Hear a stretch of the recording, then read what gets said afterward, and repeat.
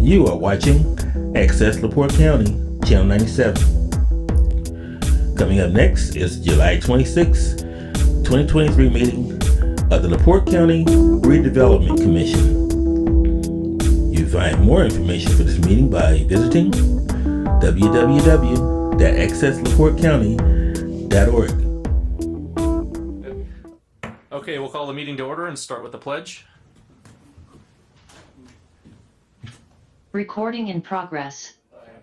United States of America, and to the republic for which it stands, one nation, under God, indivisible, liberty, and justice for all. Amen.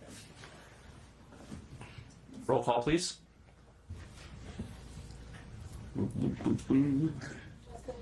Present. Present. Scott Cooley, Present. Tom Fath, Randy Novak, Present. Mark Parkman, Present. Rich Rosinski, Present. Rhonda Spence. Mr. President, you have a quorum. Thank you very much. Up next is the approval of the agenda. Are there any changes that anyone would like to propose to the agenda? Motion to approve. Second. Motion by Mr. Novak, second by Mr. Parkman. Any further discussion? Hearing none, all those in favor say aye. Aye. Aye. Those opposed say nay. Okay, the agenda is approved. We now move to public comment. Are there any public comments today? Any public comments on Zoom? Going once, going twice, 3 times? Okay, public comment is closed and we move on to the approval of minutes. Are there any additions or corrections to the minutes? Motion to approve as presented. Second. Motion by Mr. Mrzinski, second by Mr. Cooley. Any further discussion? Hearing none, all those in favor say aye. Aye. Those opposed say nay. The ayes have it. And now we move to communications. Your communications for June and July 2023 is auditor request for the Treasury Report, Herald Dispatch regarding the claims and allowances publication, D&M pay request number 15, USI Engineering pay request number 14 signature, Auditor's Office to prepare July 2023 automated POs, mail from the Auditor's Office picked up and sorted and filed, Auditor's Office delivered June POs, Auditor, Deputy, RDC President, Sender related to 421 Bond Debt Service Reserve Merchant Bank, change of signature card, contacted Merchant Bank for nearest service centers. JBC Rail related to the status of the KIP, Kingsbury Industrial Park Bridge Fund Advance, and the CSX Switch Funding. Joe Core related to the Rail Committee membership, he will serve. Herald Dispatch related to the June 2023 Claims Legal Ad. MCR related to the CSX Switch Joint Agreement for July RDC meeting and the CSX invoice. Herald Dispatch related to the status of the April, May, and June invoices. Invoices for MCR, DiMartino, D&M, and Sender. JBC Rail, CSX Joint Agreement Schedule. Deborah, Commissioner's Office, canceled Rail Planning Committee Room 3 use. Russ, Mike, and Joe, CRPC membership. USI Engineering, D&M Pay Application number 15 review. And BG related to the Kingsbury Elevator docs for the CRPC meeting. Jim Ventura related to the KIP project. Merchants Bank commercial loan payment, and the assessor related to quarterly appeals. And that is it. Thank you. Are there any questions or comments about communications? No. If not, we'll move to the treasurer's report. The treasurer's report for today, July 26, 2023. The US 421 number 1 TIF that has a balance of $268,967. The US 421 number 2 TIF district has a balance of 0. The KIDC TIF district has a balance of $109,621, and the 39 North TIF area a balance of $90,554, and these are balances after the meeting claims tonight are approved. Thank you. And now we move to the approval of claims. Starting under the KIDC TIF, there are 3 claims for the total of $3,771.66. Is there a motion to approve those? Motion to approve. Motion by Mr. Mrzinski. Is there a second? Second by Mr. Parkman. Any further discussion? Hearing none. All those in favor say aye. Aye. Those opposed say nay. The ayes have it. Up next, there's another 3 items for a total of $4,241. This is for the US 421 number 1 TIF. Is there a motion to approve those Motion to items? approve. Motion by Mr. Mrzinski. Is there a second? Second by Mr. Rosenbaum. Any further discussion? Hearing none. All those in favor say aye. Aye. Those opposed say nay. The ayes have it. And 39 North TIF, 1 item for $1,000. Motion to approve. Motion by Mr. Mrzinski, second by Mr. Rosenbaum. Any further discussion? Hearing none. All those in favor say aye. Aye. Those opposed say nay. The ayes have it.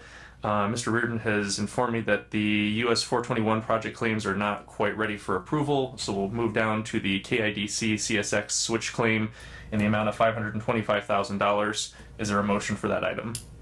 Motion to approve. Second. Third. Motion by Mr. Mrzinski and second, gosh, this happened all at once, Doesn't by matter. Mr. Rosenbaum. Any further discussion? Hearing none, all those in favor say aye. Aye. Those opposed say nay. The ayes have it.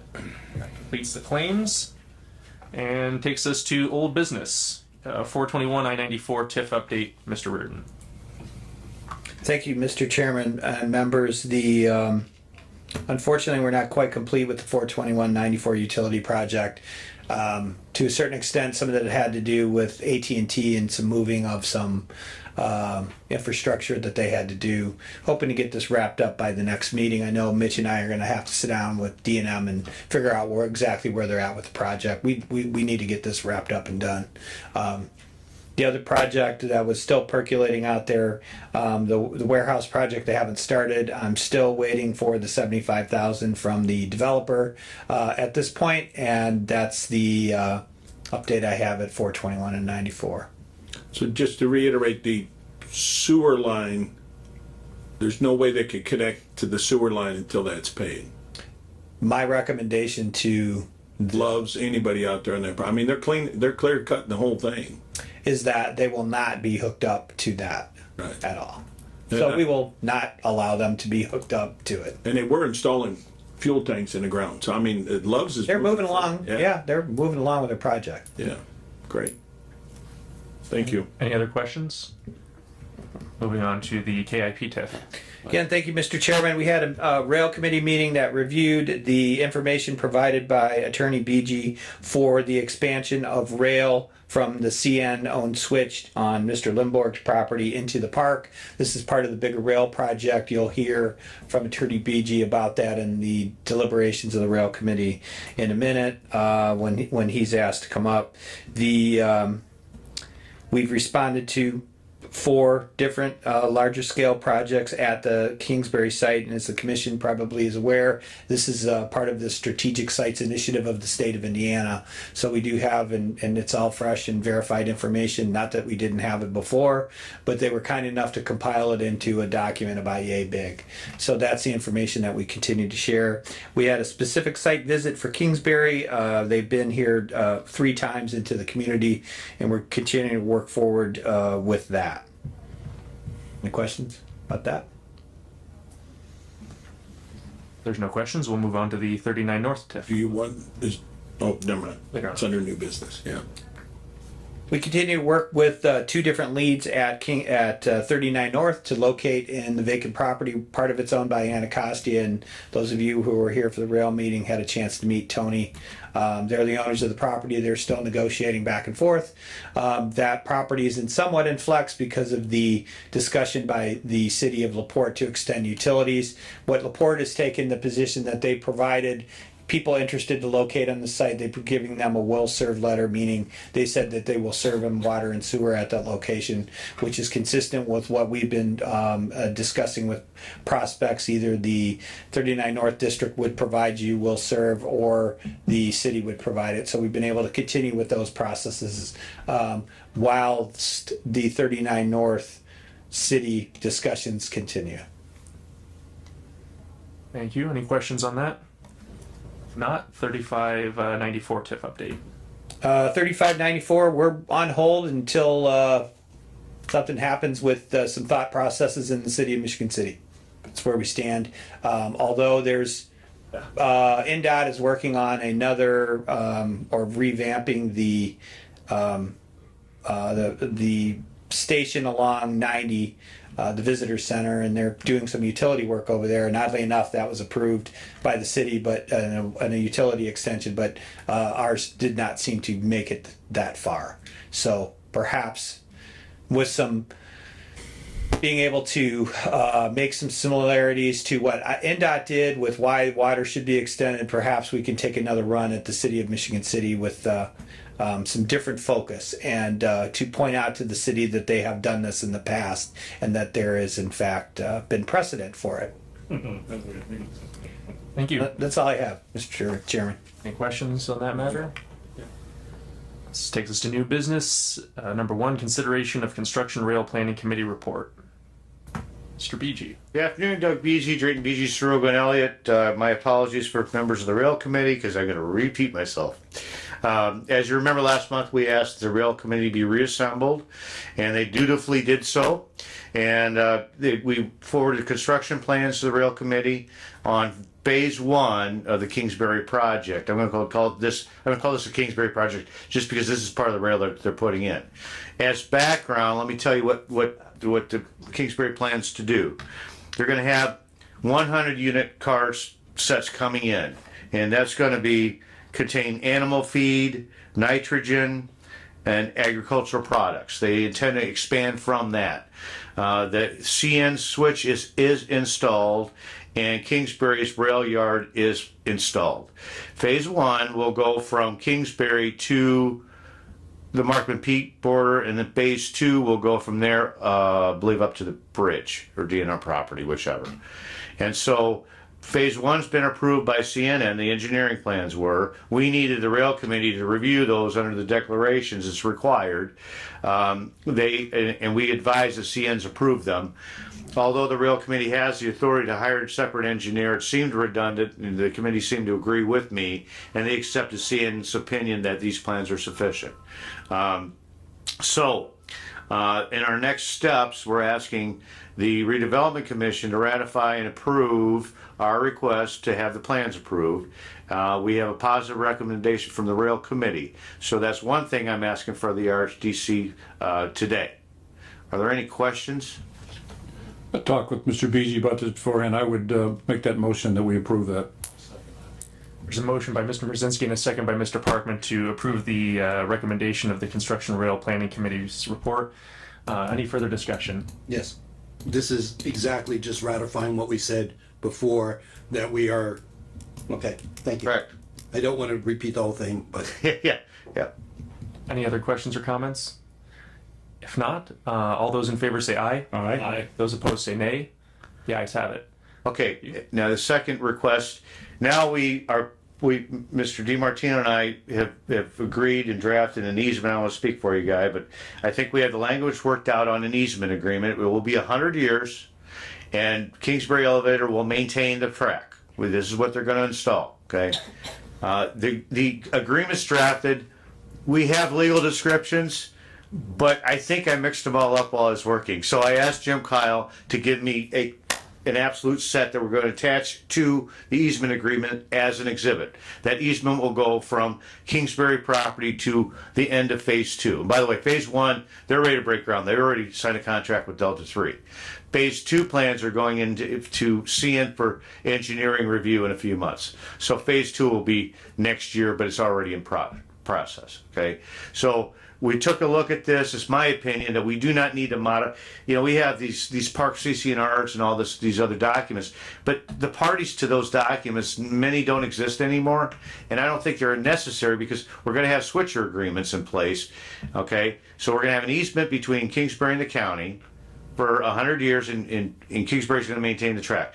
Then there will be a switcher agreement between Kingsbury and JBC, who's going to be the switcher in the park, because they have some other things going on. They're going to store cars, et cetera, et cetera. So we're asking for however you want to phrase it. I'm asking for approval of the easement agreement, subject to Guy's comments, and his approval of the attachment for the legal descriptions for the easement agreement. And we'll have this phase done. motion, go ahead. You want to- So this takes the county out of the rail business.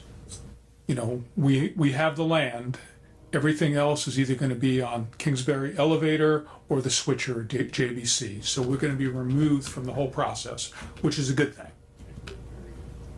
So I would recommend, if you are going to approve, that you just approve the easement contingent upon my second review of the attachment. And the easement will have to go to the commissioners for full execution anyway. I'll make that motion. I'll second that motion. Motion by Mr. Rosenbaum, second by Mr. Mrzinski for the approval of the easement agreement subject to review by the RDC's council. Any further discussion? Hearing none, all those in favor say aye. Aye. Those opposed say nay. The ayes have it. Thank you. Thank you. Consideration of KIP TIF creation from Jim Ventura Kingsbury Biofuels. Thank you, Mr. Chairman. I'm going to bring up here in a minute Mr. Ventura and his colleague from Kingsbury Biofuels. And just by way of update to the members, this group has been researching different properties in Kingsbury, and it's my understanding that they've come to an agreement with a property owner for a willing buyer, willing seller sale. And I'm sure that they might get into it further, but Kingsbury Biofuels has filed the requisite paperwork with the not only the LaPorte County Plan Commission, but also the state of Indiana through the Indiana Department of Environmental Management to have their permits certified for this operation. I asked Mr. Ventura to come here today to provide an update and to make his specific request regarding incentives for the project. And normally we would not have a discussion about this until the entirety of the project was finalized, but I thought it'd be important for the commission to hear what they have planned, and then to at least to get an idea of process, operations, and so on. But I'm going to remind you that this is an M2 zoning area. This is a project, and correct me if I'm wrong, Mitch, that has gone through the Plan Commission for their operations, correct? BZA. Oh, the BZA. So they needed, because M2 requires a special exception in that particular district for this type of operation. So with that, I'll turn it over to Mr. Ventura and his colleague. Thank you.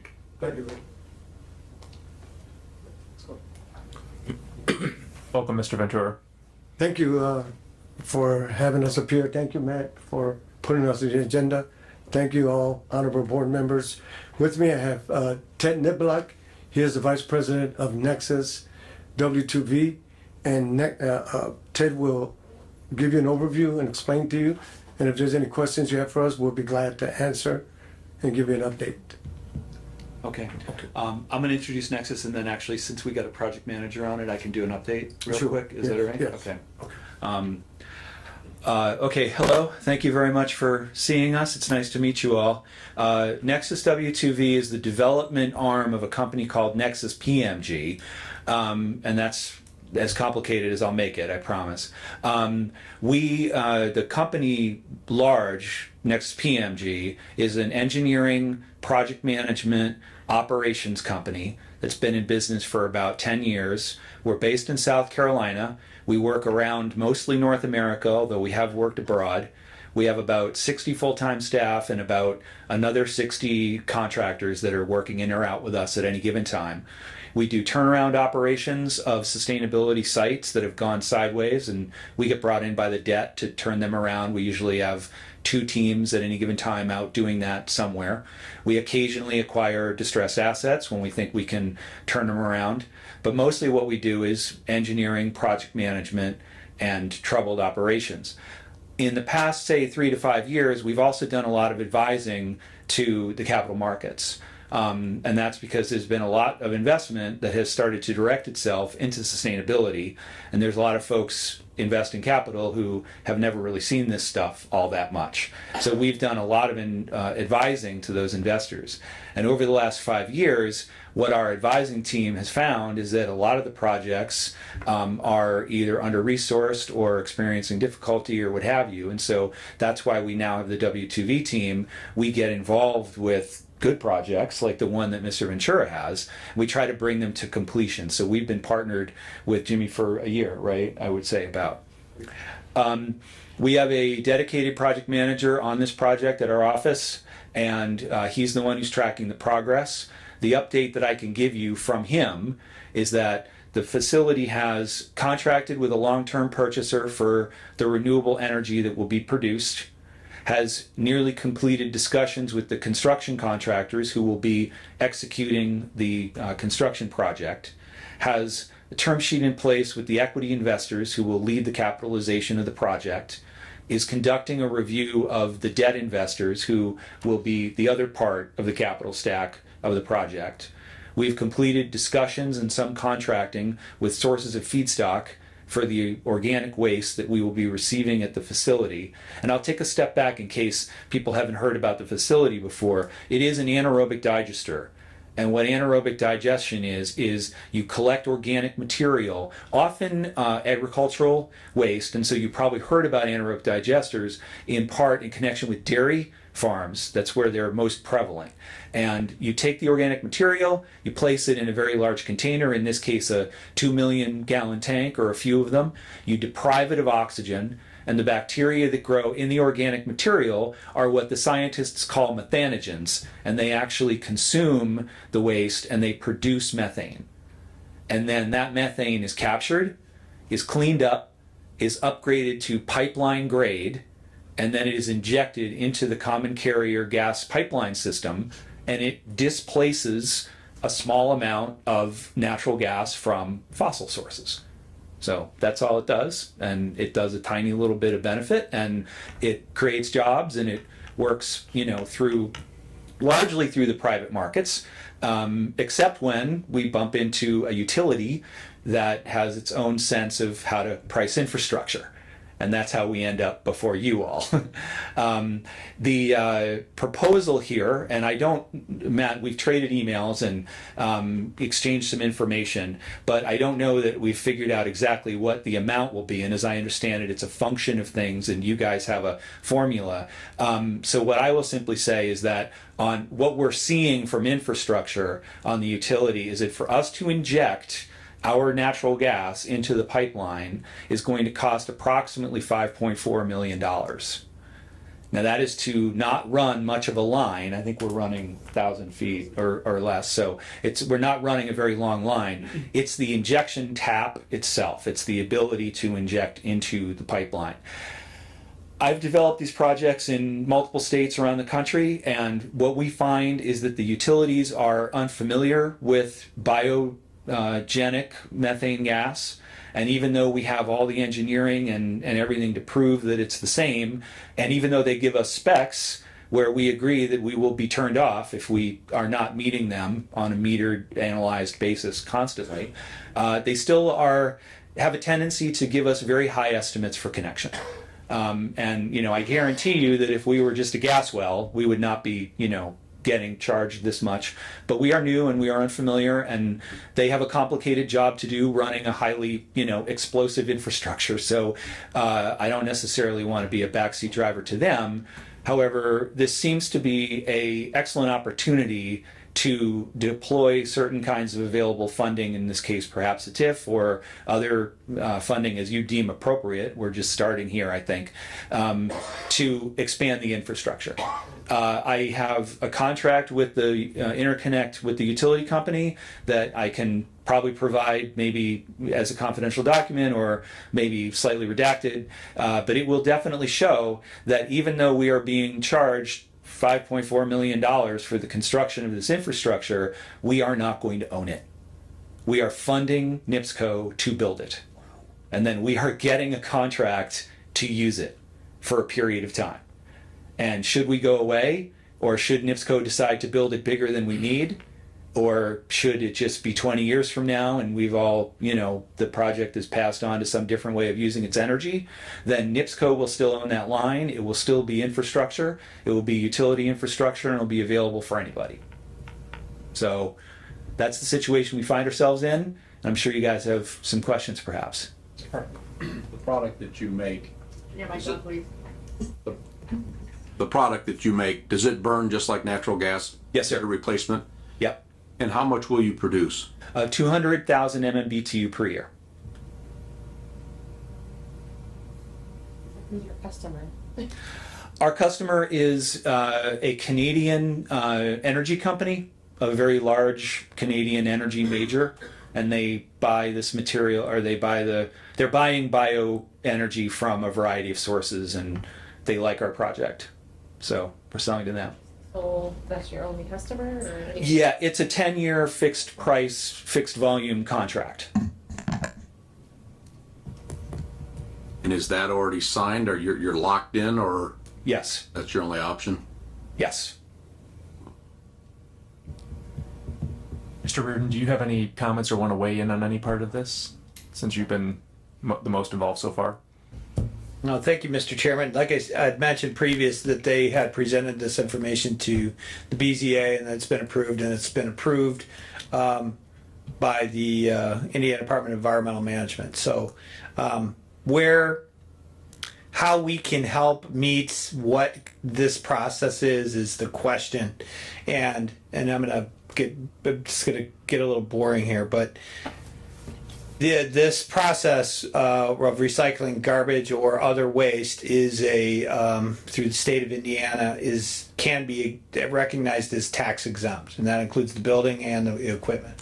So until we have a finalized budget for the building and the equipment, and a discussion with the State Board of Accounts on what this is and what it can be. Like I said, some or most of this could qualify as pollution control exemption, which means they don't pay tax, which means we don't get tax dollars. It wouldn't be all of it, but it would be some of it. So with regard to interaction with NIPSCO, this is a very common tale. It's the same tale that we hear from everyone, with the exception that gas is deregulated in Indiana. And so I am familiar enough with NIPSCO's processes for dealing with this, and they are essentially that their improvements being made to their system are front funded by the utility or by the private entity or somebody else. And I guess part of my checkpoints would also be to go to back with NIPSCO. As was pointed out, you build the infrastructure for NIPSCO, it's their infrastructure. So it's not the greatest deal, but it is the law of the land. And so that's what private developers and governmental entities will have to deal with. So, you know, the other part of this has to do with the what materials are brought in, when are they brought in, and trucks and where they go. This is an M2 zoning. This is an industrial park. This is where trucks go. I don't see a functional problem with their amount of traffic in and out of the facility. It's an industrial park. This is where it belongs. There are state highways that surround the facility. And any traffic going in should be maintained on that, or so on. But I would say that it would behoove this body to consider the utilization of some type of assistance, provided that the NIPSCO is aware of, and they have an agreement with NIPSCO. Now, I don't know who needs to get permission to do this with NIPSCO. I'm not familiar enough with how the privatization of gas works to know that at this time, but it's worth exploring, and maybe you can chime in, Guy. Well, I didn't understand, because you used "do this" with NIPSCO. Yeah. Do what? Well, so what are you at? So talking about the government. Yeah, do this with NIPSCO means putting in their infrastructure and then turning it back over to them. So like other projects and other transactions, you know, we need 40 million here, we need 6 million there, and then where does the money come from?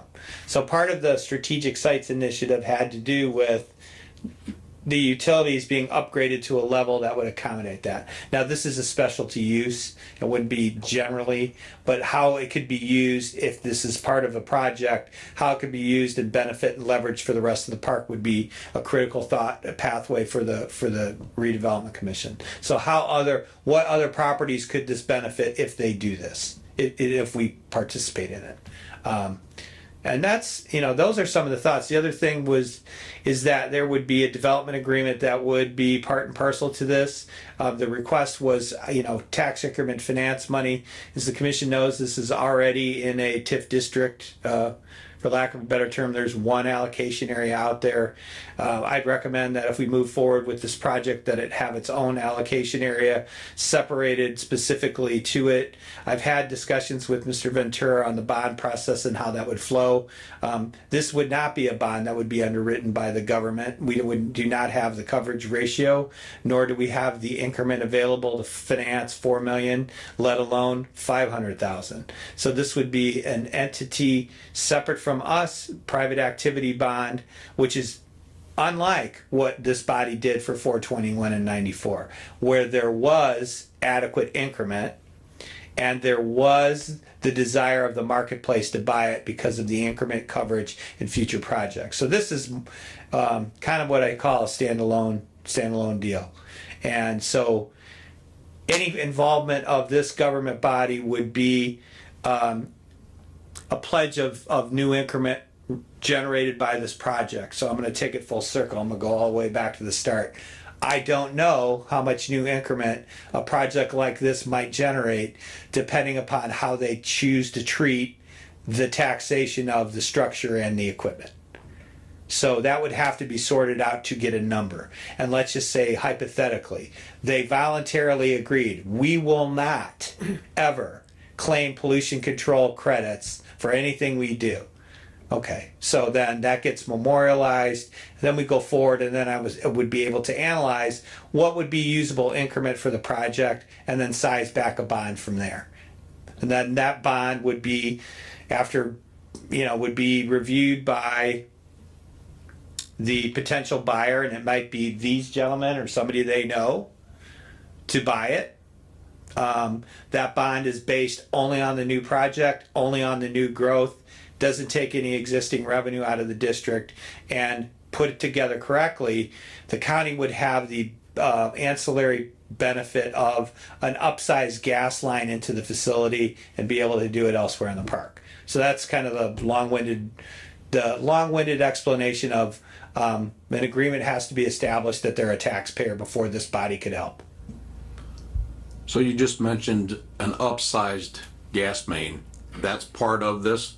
Yeah, and I'll leave that to you guys to discuss how the gas gets connected to your facility and vice versa. Yeah, I would want to have my. Oh, sorry.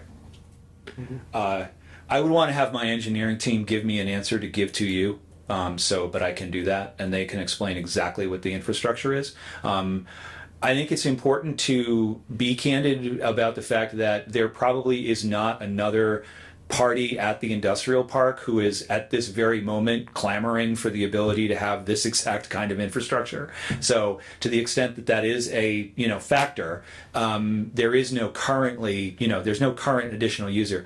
I do think that it's important to note that the potential for various park occupants to want to do this is very real. And just as one example, and I don't want to speak for them, but the KUC guys with the wastewater treatment plant, Kingsbury Utility, was it commission or something? It's corporation. It's a private wastewater treatment plant in one corner of the park. I have no idea if they would ever want to do this, but just as an example, they could cap parts of their operation and generate biomethane. So you can do it from a variety of settings, and as a kind of ancillary activity to various kinds of activities, including agricultural and other kinds of waste to value activities. So it's definitely a possibility, but I don't want anyone to be under the impression that we know that someone is immediately going to want to do this. And then the question is to sort of, as establishing ourselves as a taxpayer, I'm going to tentatively say, and I don't mind saying this on the record, that we are likely to be able to go along with what was described. So we are likely to be able to present ourselves as a taxpayer. I would like to obviously, prepare the proper paperwork before we declared that permanently, but I can advise you guys that shouldn't be a problem. So I think those are the only two things, and I appreciate everything you said. That's really helpful. Mr. Rosenbaum? Especially, by the way, pointing out that we do have all the permits for the facility, which I forgot to mention, which we do. As far as the item is concerned, we could start anytime. I just want to go through a few simple questions with you, Sure. if you don't mind. How many jobs does this create? So there are, I've got if you don't mind, all the numbers that we sent in before. I just don't have them at my fingertips. No. And I think it's important that the public gets to hear it. Yeah, no, of course. I want to be consistent. I want to be accurate. So, all right, we see 35 construction jobs, which will be 5 management and 30 activity. We have 8 jobs on site with an average wage of $62.50. And then we have about 50 ancillary jobs, 10 in digestate management, which is handling the material that remains at the end of the process, which is a kind of a composty sort of material. 10 in fertilizer application, because some of the material that comes out of the facility is fertilizer and we intend to offer it to farmers. So that has to be managed and handled. 20 in waste transport, both to bring the waste to the facility and to remove materials from the facility. And we see somewhere between 5 and 10 third-party maintenance, security, mechanical, electrical, stuff like that. I don't think that the O&M guys are going to have a lot of that full-time on staff. So there'll be significant contracts to folks doing that. So that's how we broke it down. Okay, how many trucks do you think would be on a weekly or monthly basis if you have them moving product in? So we're going to have about 8 per day. 8 per day. 8 per day. 8 per day, 6 days a week. And were you planning to use rail at all? We are not planning on it, but we could. Not ruling it out if it becomes more optimum for you. Yeah, the rail is definitely going to be useful to our project before all is said and done. And that's not the purpose of this meeting, but the other smaller project that we're working on down the street is highly likely to take advantage of rail. I have there are other questions, if you don't mind. When you're working with this type of material and you're creating methane gas and everything's a little bit volatile, and I know that you've got all sorts of plans, but also do we need more fire equipment to help, or are you going to have all the fire suppression inside your facilities? So I don't want to speak for your fire marshal. Because I think that a fine detailed review hasn't happened yet. But we are getting to the point in the next couple of months where our engineering will be advanced enough that meeting will take place. I can tell you that in my experience in previous projects in other parts of the country, the facility reaches an understanding and agreement with the fire marshal to have everything on site as needed, including water and everything else that's required. And then that therefore the facility is considered unlikely to be a burden or require additional resources for local first responders. And I'm grateful that it's in an industrial park, because the last thing you want to do is having to deal with neighbors who will question odor. Yep. And not living near one, but I've dealt with a tallow company in the past, and I mean, they brought in waste, ground up bones, whatever, and boiled it. And the fragrance off of that stuff is not terrible, but it's not the most pleasant. And I know that this is not the same type of system because of what you explained, and that it's covered in your, trying to get rid of the all oxygen from the material. So, but I don't know how much could be created or released into the air so that the neighboring companies aren't going to be complaining, so to speak. Right. And look, the facility is an industrial facility, so to pretend that there's no odor within the fence line, right, would be not probably realistic. We generally are comfortable assuring that we don't anticipate odor outside the fence line. And that's simply because we use negative air pressure building to receive the material. So the tip floor is indoors, covered, under our permit with item. That tip floor is cleared daily, and then, or nightly I should say. End of the day, tip floor is clean. That's our permit. By being indoors and having negative air pressure, when the bay door comes up and the truck goes in, theoretically most of the air is going in. I don't think that's an exact science, and that's why I say there's probably a little bit of odor. And then once we're inside, right? The product of the facility is the methane. So as you point out, everything is in tanks and in pipes and in whatever enclosed. When the material comes out the back of the facility, there is much less odor potential there just in the material inherently, because the the biological chemical conversion process that's taken place in the tanks results in the material coming out having less odor, especially because we separate the solid and the liquid, and so the solids have virtually no odor. The liquid, which is where whatever odor remains, is carried into, we have a wastewater treatment system that is on the back of the facility, which also has odor control, and then that goes into the sewer. So basically, we clean up once to get our nutrients down for KUC, and then KUC takes it. They do what's under their permit, and then it's clarified. The other part of the material handling is that sometimes it's applied to the fields, and so I suppose there's a chance that there may be some odor from the field application. Minimalized based upon the things that you've shared. Also, thank you for even elaborating on the water, that you have your own treatment before it even goes into the KUC, and that was another big thing. Is another big thing that some people would ask about the other users of KUC. So right. KUC seemed happy to have us as a customer. I can't see why they wouldn't like to expand. So I would agree with you, and I can't see why we wouldn't want expansion or products like this. So I'm just trying to do a little devil advocate stuff, getting it out in the open, and so that I'm sure there'll be 22 more million questions by other people. But those are it for me for the moment. So thank you, entertaining. Are there any other questions? I'd like to ask one.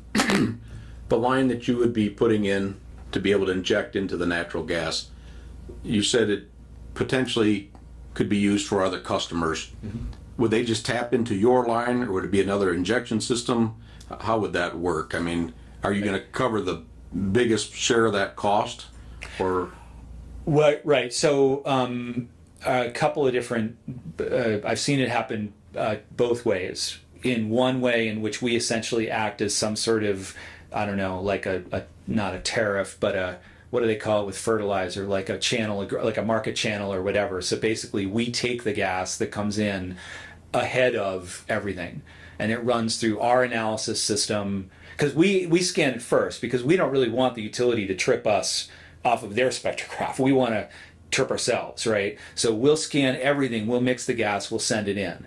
If they're a big enough customer and they want to have a direct relationship with NIPSCO, or they're so big that we can't take them behind the meter without us becoming like a utility or something, which we wouldn't want to do, then they would go straight to the tap and they would have their own contract with NIPSCO, and they would arrange for their own equipment, and NIPSCO would accommodate them. Now, how much NIPSCO would cost them to stick another elbow on something, I have no idea. And I don't think that they would defray our initial costs. I'm smiling at you because I was stunned to hear that your initial cost with NIPSCO. I'm not surprised, but I know what I pay them. Well, utilities have a truly unique task in our society, and sometimes their ways are a mystery. You say it well, thank you. Well, thank you very much for giving this presentation. If there's no other questions, my impression is that you'll be coming back seeking additional approval from us in the future, potentially? We'd like to follow up and just try to get to specifics. So, hopefully there'll be a point of contact that we'll have, and we can follow up on that, and then Reardon's your guy. Sorry, do we need to change that? But I will get I don't know who's going to get the engineering stuff to you guys, so I'll get you an answer about the equipment for sure. Thank you for making yourself available to answer questions this evening. Thank you. We now move to other business. Is there any other business before us? If not, is there a motion to adjourn? Motion by Mr. Novak, second by Mr. Rosenbaum. All those in favor? Aye. Aye. Those opposed? And we are adjourned at 4:44.